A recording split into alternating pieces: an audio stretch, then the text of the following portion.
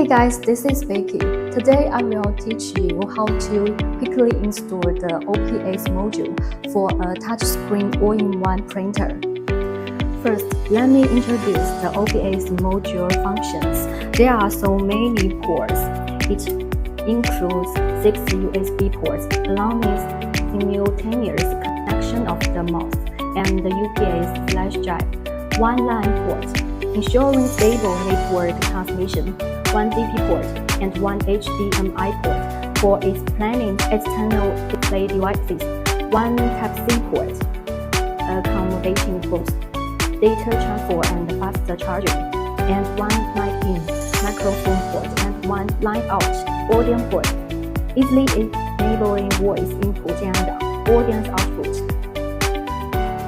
Look here, we have 2 ways to open the OPS module, and now I will introduce the first one. Before we use the OPS module, we should turn off the power, and then we connect the power cord like this, and then connect the data cable. Use this data cable to connect the HDMI port, like this one, and then please turn the antenna, and then press and hold the power button here.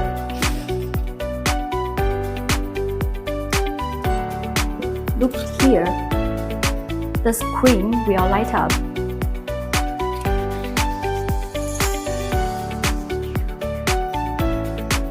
Now you can use the touch screen. Also, you can connect the mouse to the USB port, like this.